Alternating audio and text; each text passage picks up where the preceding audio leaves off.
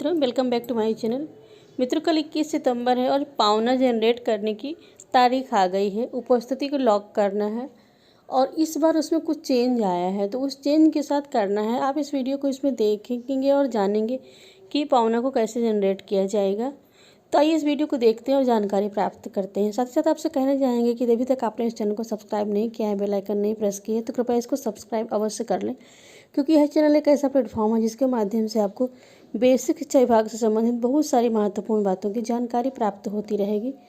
तो आइए वीडियो देखते हैं और जानकारी प्राप्त करते हैं। मानव संपदा पर उपस्थिति लॉक करने की डेट आ गई है। कल 21 तारीख है और उपस्थिति भरने की कार्यप्रणाली में परिवर्तन आया है। तो क्या चेंज है, इसको आप वीडियो को देखेंगे और जान सकते हैं। तो पावना जनरेट करना है, तो इसके लिए उपस्थिति भरने की कार्यप्रणाली आप वीडियो देखते रहेंगे और जो चेंज आया है, जो बदलाव आया है, उसको समझ जाएंगे। उपस्थिति उप मॉड्यूल में बदलाव से संबंधित संक्षिप्त परिचय इस प्रकार है। मानव संपदा के पेरोल मॉड्यूल पर उपलब्ध उपस्थिति उप मॉड्यूल अटेंडेंस सब मॉड्यूल का उपयोग करते हुए अभी तक आप सबने छुट्टियों से संबंधित डाटा भरा है, परंतु इसमें जो आप सबके द्वारा जो प्रति माह उन छुट्टियों का डाटा भी भरा जाता रहा है जो संबंधित माह में स्वीकृत हैं। स्वीकृत छुट्टियों का वेतन बनाने की प्रक्रिया में कोई प्रत्यक्ष भूमिका नहीं है। जिन छुट्टियों की प्रत्यक्ष भूमिका होती है वो अस्वीकृत छुट्टी अथवा अनधिकृत छुट्टी है। सितंबर 2021 यह प्राविधान किया गया है कि अब विद्यालय के प्रधानाचार्य कार्यवाहक द्वारा अस्वीकृत छुट्टी अथवा अनधिकृत छुट्टी की ही प्रविष्टि दर्ज की जाएगी। उपस्थिति उप मॉड्यूल में बदलाव से संबंधित संक्षिप्त परिचय इस प्रकार है कि ये भी प्राविधानित किया गया है कि जितनी भी अस्वीकृत छुट्टियों की प्रविष्टियां हैं वो सभी प्रविष्टियां लीव मॉड्यूल से एक्सट्रैक्ट करके अटेंडेंस उप मॉड्यूल में सेव की जाएंगी। अनधिकृत छुट्टी की प्रविष्टियां पूर्व की भांति ही भरी जाएंगी। उपस्थिति मॉड्यूल का कार्य प्रवाह: extract leave, detail from leave module, view and save extracted leave data, add unauthorised absentees, फिर view field attendance data, log final attendance data.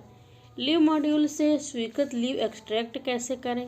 प्रधानाचार्य कार्यवाहक मानव संपदा लॉगिन करें और पेरोल मॉड्यूल पर जाएं। मॉड्यूल पर जाने के बाद अटेंडेंस बटन को दबाएं। अटेंडेंस बटन को दबाने के पश्चात अटेंडेंस उप मॉड्यूल का होम पेज खुलेगा, जिसके ऊपर आपको आवश्यक सूचना दिखाई देगी और इस प्रकार देखिए ये आपके सम्मुख आएगा।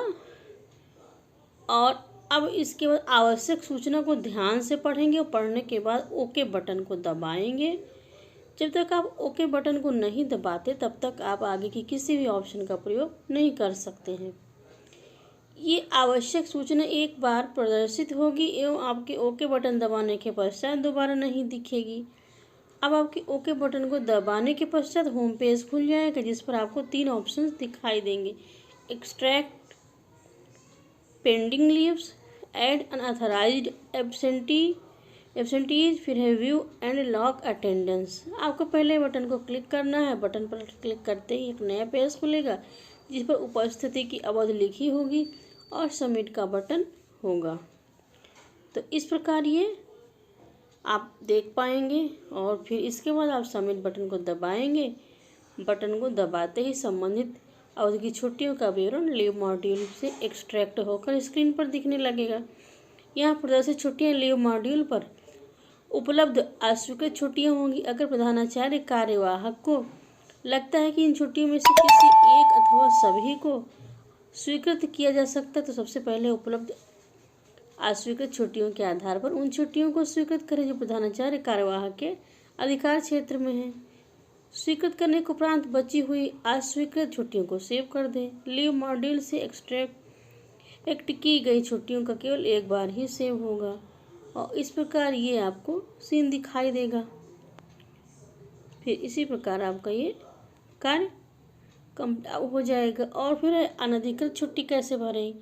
तो इसके लिए अनधिकृत छुट्टी के लिए ऐड अनऑथराइज्ड एब्सेंटीज बटन को दबाएं, जो उपस्थिति उप मॉड्यूल के होम पेज पर उपलब्ध होगा। इस बटन को दबाते ही संबंधित विद्यालय के सभी कर्मचारियों की सूची प्रदर्शित होगी जहां से आप अनधिकृत रूप से अनुपस्थित कर्मचारी को चुनेंगे। जैसे आप कर्मचारी का चुनाव करेंगे, एक फॉर्म खुलकर आएगा जिसमें कर्मचारी का नाम और पदनाम पहले से ही भरा होगा, और यहाँ आपको अनुपस्थिति की अवधि दर्ज करना होगा और अनुपस्थिति का कारण, अनुपस्थिति की वर्तमान स्थिति को चुनना होगा।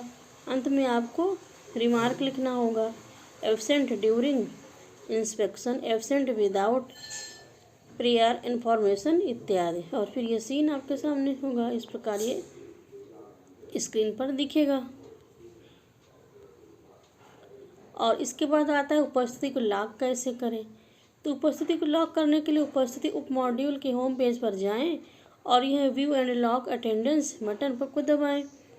इस बटन को दबाते ही व्यू का पेज खुलेगा जिस पर आपके द्वारा एब्स्ट्रैक्ट की गई अस्वीकृत छुट्टी का विवरण, आपके द्वारा भरी गई अनधिकृत छुट्टी, अनुपस्थिति का विवरण एवं उन सभी कर्मचारियों की सूची होगी जिनकी कोई छुट्टी अस्वीकृत नहीं है। प्रविष्टियों की अच्छे से जांच करने के उपरांत नीचे दिए गए लॉक बटन को दबाना है, जिससे सभी प्रविष्टियाँ लॉक हो जाएं। लॉक हो जाने के उपरांत पूर्व की भांति आप भरी गई प्रविष्टियों का प्रिंट ले सकते हैं और इस प्रकार स्क्रीन पर आपको ये दिखेगा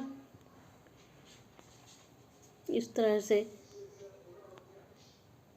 और फिर इस लॉक की गई उपस्थिति को बीओ के पास भेजना अनिवार्य है, नहीं ऑनलाइन लॉक की गई उपस्थिति को प्रेषित करना अनिवार्य नहीं है, किंतु अपने अभिलेख को पुष्ट करने के लिए इसको डाउनलोड करके अपने पास सुरक्षित रख सकते हैं। तो इस प्रकार ही आप अटेंडेंस लॉक कर सकते हैं और नया पावना इस बार जो परिवर्तन के साथ आया, इसमें चेंजेस आए, उसको आप जनरेट कर सकते हैं और ये करना अति आवश्यक है।